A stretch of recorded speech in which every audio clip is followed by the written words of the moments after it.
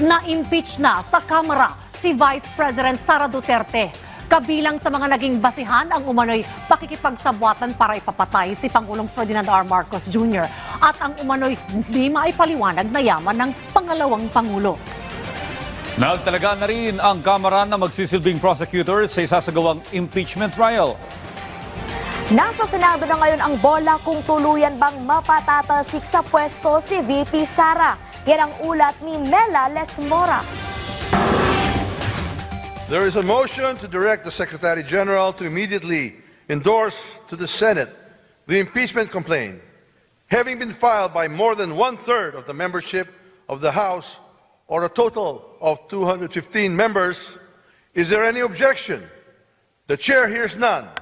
The motion is approved. The Secretary General is so directed.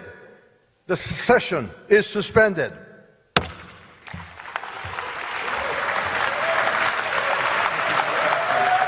Sa isang makasaysayang pagkakataon, formal nang inimpeach ng Kamara si Vice President Sara Duterte. 215 na mambabatas ang bumoto pabor dito na higit pa sa one-third na kailangan para umusad ang reklamo. 6 na issue ang naging pangunahing basihan ng impeachment. Kabilang na riyan ang umunoy conspiracy para ipapatay si Pangulong Ferdinand R. Marcos Jr., First Lady Liza Araneta Marcos at House Speaker Martin Romualdez, malversation ng 612.5 million pesos na confidential funds at umano'y bribery at korupsyon sa DepEd. Nabanggit din sa complaint ang umano'y hindi maipaliwanag na yaman at asset ng Vice Presidente, pagkakasangkot sa extrajudicial killings at umano'y pagkakadawit nito sa destabilisasyon. Sa plenaryo, nagtalaga na rin ang Kamara ng mga kongresista na magsisilbing prosecutors sa impeachment trial. Kabilang na riyan sina Congressman Jervil Luistro, Romeo Acop, Rog Gutierrez, Joel Chua, Jill Bongalon, Loreto Acharon, Marcelino Libanan, Arnan Panaligan, Isabel Maria Zamora, Lawrence Defensor at Jonathan Kit Flores.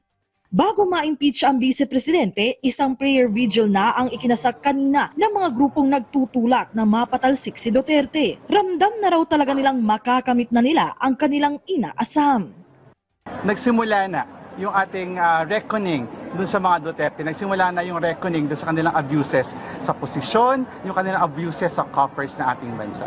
So malapit na ang due date ni Sara Duterte. You know, we can feel it. We can feel it. Our gut feel is telling us that we got it. We got it.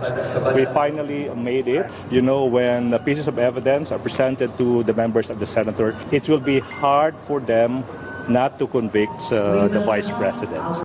Kahit na-impeach na, hindi ibig sabihin ay maaalis na agad sa pwesto si VP Sara. Magsisilbing impeachment trial court ang Senado at dito'y mapagpapasyahan kung siya ay convicted o acquitted. Sa ngayon, inaabangan pa ang magiging usad ng reklamo sa Senado. Kung sa Kamara, one-third ng mga kongresista ang kinailangan para sa impeachment, sa Senado, two-thirds naman ng mga senador ang dapat sumuporta para tuluyan ang mapatalsik sa pwesto ang Vice Presidente. Mela Lesmora para sa Pambansang TV sa Bagong Pilipinas.